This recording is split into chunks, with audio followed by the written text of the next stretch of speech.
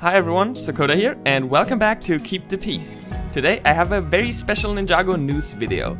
I was recently able to attend a LEGO Roundtable talking about Wyldfyre Return to the Wyldness, a new Ninjago spin-off storyline focusing on Wyldfyre. This is very much a multimedia cross-platform endeavor, so there's quite a bit to explain here, and I wanted to take some time to share all the basic info I learned at the Roundtable with you guys. With all of that out of the way, I want to start with what exactly Wyldfyre Return to the Wyldness is, how it will be distributed, then go over into what the story is about, what's the tone of the story, and then my personal thoughts about it and the general vibe I got from the Roundtable.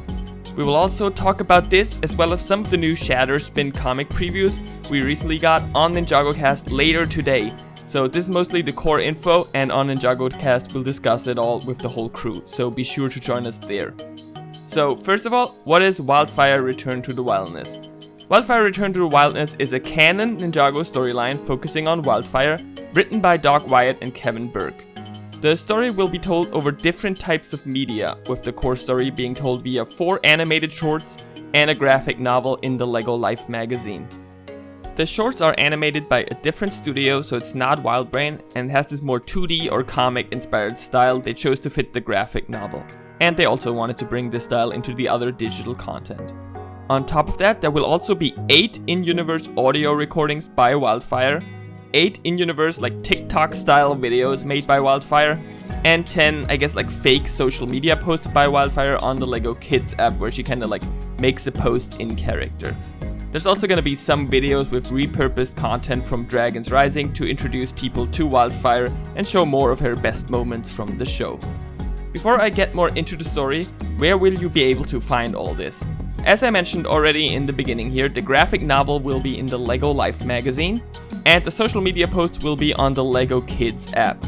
The other elements, like the shorts and audio recordings, will be exclusively available for members of the LEGO Insiders Club. For those of you who don't know, the LEGO Insiders Club is this new thing on the LEGO Kids website, where you can play games, make your own avatar, and kids can share their mocks and much more. No worries, LEGO Insiders Club is completely free. You pretty much just need a LEGO account, which most of our audience probably already has. Kids might need the help of a parent or guardian to make an account.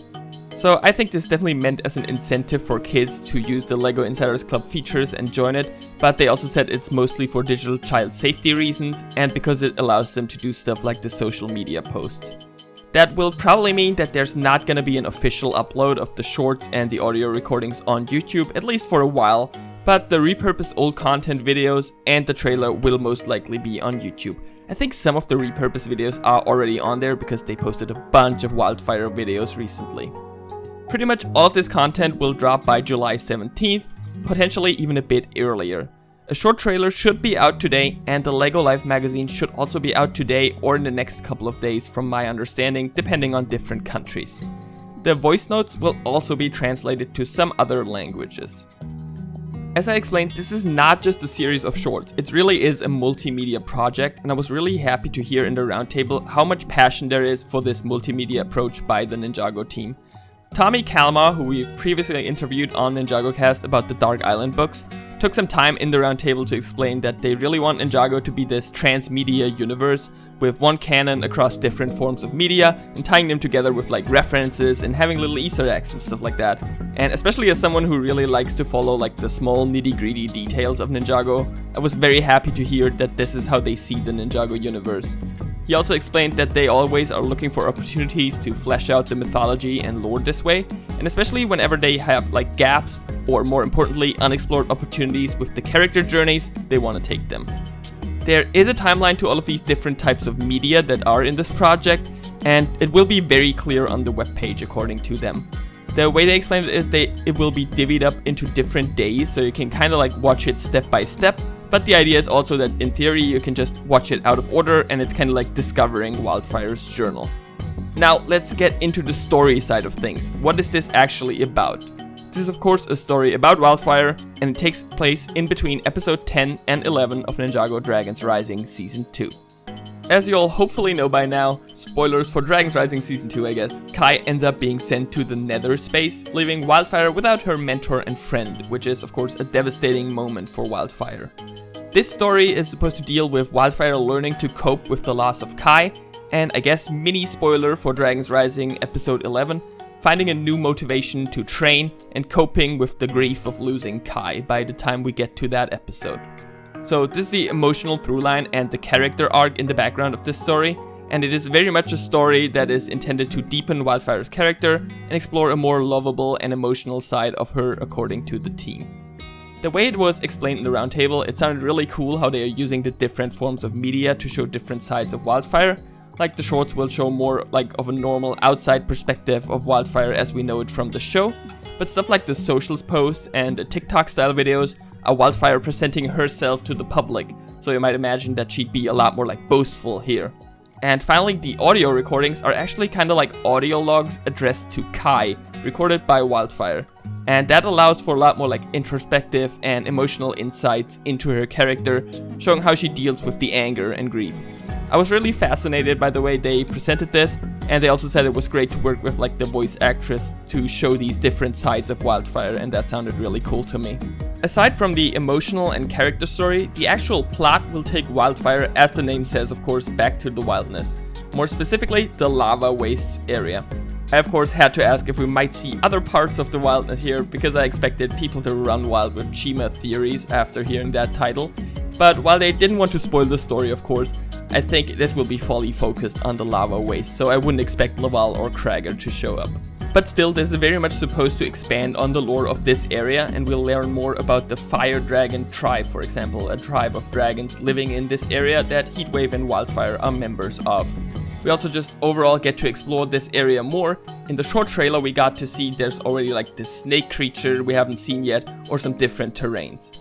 Additionally, we learned a central role in the story will be played by a group of 3 cute baby dragons. These are not just cute mascots for the kids watching, but they will also teach Wyldfyre some lessons about standing on her own 2 feet, her skills, her upbringing with the dragons, and about teaching others, ultimately helping her on her journey of dealing with Kai's disappearance. With this storyline mostly being on the LEGO Kids website and the LEGO Life magazine, but also featuring a very mature character story in my opinion about feelings of grief and loss, I was wondering what the target demographic for this story was. The team explained that while they are definitely more lighthearted moments with stuff like the baby dragons that might feel a bit more down in age, there are also more introspective moments, for example in the voice memos taking it back up, kinda totaling out in about the same tone as the show in their view. Which of course makes a lot of sense, especially with the writers being the same. They also were very passionate about how they worked on the story with a team of social and emotional learning experts to make sure the darker and more emotional themes were portrayed in a way that kids can understand them, relate to them, and also get something positive out of it, which I think is super impressive to hear. My quick overall thoughts about this, I was quite surprised by this. When I first got the roundtable invitation, I didn't expect them to do like this multimedia approach with this, but the team sounded really passionate about that aspect and the opportunity this provides for them. As the people here who might listen to Ninjago cast know, I very much love all the multimedia and supplemental material stuff they do for Ninjago, so I think this is great, and I think it sounds like they are using the strength of this approach a lot by doing stuff like the introspective story with the voice notes. For the Bionicle fans in our audio, this kinda overall reminded me a lot of the Toa Nuvo blog, maybe a bit of an odd comparison. But it's like an online story filling some of the gaps, showing some introspective of the characters in like a more unique format with a more in-universe perspective, if that makes sense. I personally wouldn't expect any like crazy plot developments in this.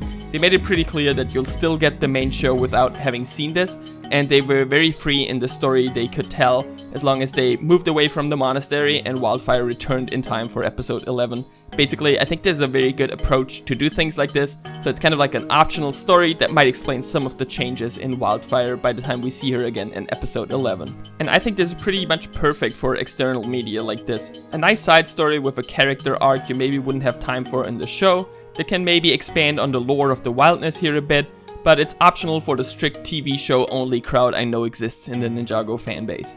These are my quick thoughts. Just a reminder, most of this will drop by July 17th, and a trailer should be out today. If you want to hear more in-depth thoughts and discussions about all this by me and the rest of the Ninjago cast crew, be sure to join our Ninjago cast later today here on Keep the Peace. Thank you all so much for watching, and thank you to the LEGO Ambassador Network and all of the people on the roundtable for letting me ask all of my questions. Let me know what you guys think about this approach to storytelling and what kind of characters you'd like to see get this treatment in the future. I've been Sokoda, and see you all soon.